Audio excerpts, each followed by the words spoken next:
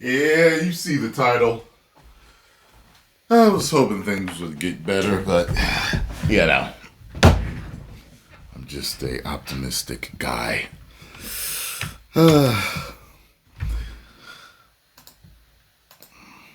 Oh dear, 2025 isn't getting off to a great start, is it? Especially if you happen to work in Tinseltown. I mean, the first quarter of the year generally isn't filled with too many box office juggernauts. January and to some extent February are well known as dump months, where studios shart out the malformed runts of the litter that they don't expect to have a chance against the big hitters in summer movie season. The reasons for this are pretty obvious. Everyone's broke after the festive season and more concerned with losing those beer guts than shoveling overpriced popcorn down their gullets. The weather's still dark and cold most of the time, unless you're one of those weirdos who lives in Australia, but I don't trust a single one of them. And nobody's feeling particularly enthusiastic about dragging themselves to the movie theatre to shell out $100 to do something they could just as easily do at home for free. Now that's fine and all, but generally by March things have started to noticeably pick up. As the weather improves, people have more money again, and bigger and more interesting movies start to come out.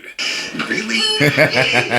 But here's the thing, it's not happening this year, like at all. And the problem has been neatly summed up by this article from The Hollywood Reporter that describes the movie Novocaine as leading the worst weekend of the year so far at the box office.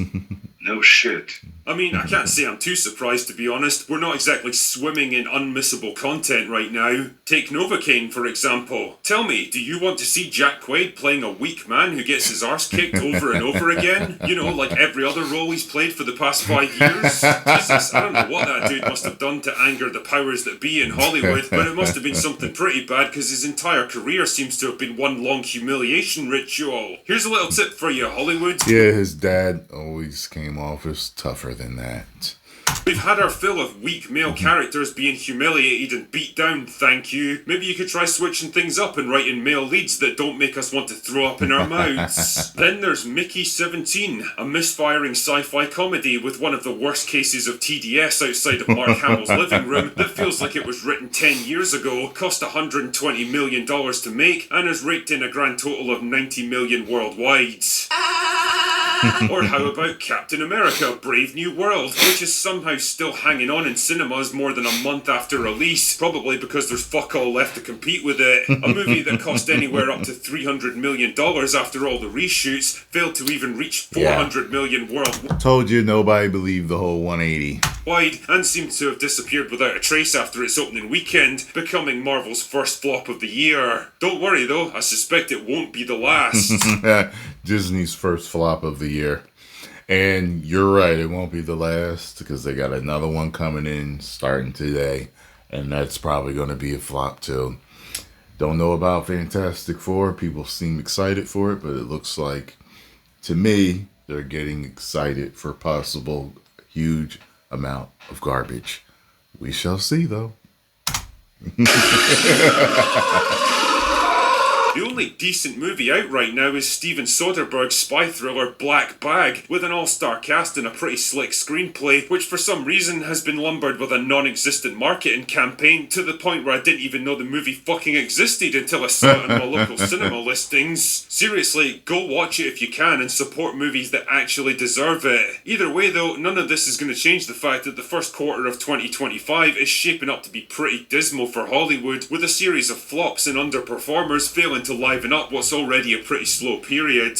What really made me laugh though was the idea that distributors are holding out hope for Snow White to turn their fortunes around. Hate to break it to you chaps, but with a projected $50 million opening weekend and some of the worst PR in Hollywood history, something tells me this isn't going to be the box office savior you're... What had worst PR? And probably the worst. It's probably the worst PR nightmare I've ever seen that I can remember.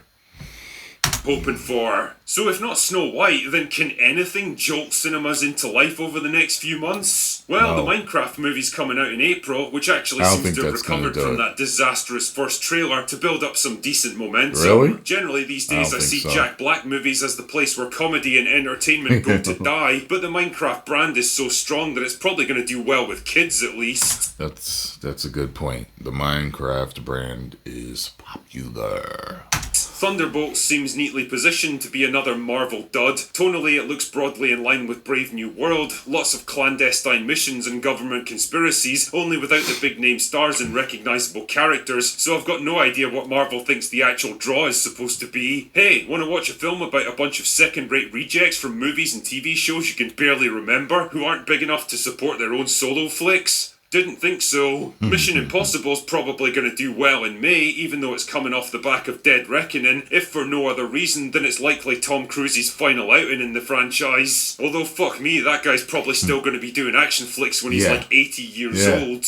For some reason, all the big hitters seem to be sandwiched into July, with Superman, Fantastic Four, and Jurassic World. Oh, I have heard behind the scenes, half of the executives that have watched Superman, it's a rumor, have hated it, and they are scrambling, and it's the reason why the trailer had no dialogue, but him telling Crypto to take him home, and they are worried about Superman. Rebirth duking it out for box office supremacy. And honestly, I wouldn't want to take bets on who's going to win this one. The Jurassic World movies have all been strong performers. Damn man, even a retarded bag of shit like Dominion somehow topped $1 billion. So there's a pretty strong chance that Rebirth might end up sweeping the superhero movies aside altogether. And let's not kid ourselves, if they both flop, that might just spell the end for cape shit movies in general, which have been declining for years by this point. 3 box office bombs in a row would be definitive proof that the MCU... There's a rumor saying that it's Superman meets Guardians of the Galaxy. That's what people describe it as, and that's not what people want, so... was finally burned through all the fan goodwill that it spent a decade building up. On the other hand, Superman failing to launch would be a huge blow to James Gunn's attempt to relaunch DC, which already seems to be on shaky ground the more I learn about it. One way or another, July is going to be a make-or-break month for a lot of different franchises, and while there's always a chance that 2 big superhero movies released around the same time might end up creating a Barbenheimer effect, where they build each other up instead of cannibalizing each other's audience, I don't get the impression that we're heading in that direction. No, the fact is, there's just not that much to get excited about in the cinema this year. 2025 is mostly another year dominated by sequels and franchises that feel increasingly tired and played out. Speaking of which, there's another out. Yeah, people talk about it as grifting, and we absolutely do not grift. Like, do you see the exhaustion in my eyes and in my face when I'm talking about some of these things? It's not fun. But we cover movies and entertainment, so we talk about what's in our lane. It's what we do. We want to be happy because when things are great, we get more views and we have more fun, okay? And everyone's more happy.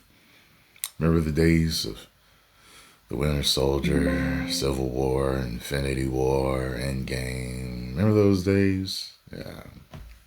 Avatar movie coming out in December to round out the year. Another 3-hour James Cameron tech demo that's probably going to rake in a shit zillion dollars, make absolutely zero cultural impact, and be forgotten about within a matter of weeks. The movie equivalent of a fast food meal. I love the first one. I do. I love the first one. Seriously, how can a guy who gave us Terminator, Aliens, and Titanic devote so much of his life and career to something so fucking shallow? Anyway, whatever. If he wants to spend the back half of his career churning out movies that nobody's ever going to remember, I'm not going to defend him for it. The point I'm making here is that the sluggish start to the year, coupled with the complete lack of interest in awards season, feels like a symptom of a larger problem in the movie industry right now. There's just no anticipation, no real excitement for anything new, no sense of a shared cultural experience that we can't wait to talk about. There's a kind of weariness that's settled over the film industry these past few years, an apathy, an inertia, like everyone's basically out of ideas, the occasional attempts at something new are all failing, and so they're all just waiting around for the next big trend to jump on. The problem is that nobody's quite sure what it's going to be, when it's coming, or has the balls to actually take a risk and make it happen. Always so comes out of instead, nowhere, we're stuck in this awkward holding pattern, churning out sequels to aging franchises just to keep kicking the can down the road a little while longer, waiting for something or someone to shake things up. I don't know when or if that's ever going to happen, but what I do know is that if the Hollywood system even hopes to survive the next few years, they need to find a solution pretty fucking fast. It's Hollywood, baby. Anyway, that's all I've got for today. Go away now. Go over and follow the Critical Drinker. Tell him Tyrone Magnus sent you. And if you enjoyed my reaction and thoughts on this, hit the like button, subscribe, and share. 10 million subscribers! Oh, boy. Whoa.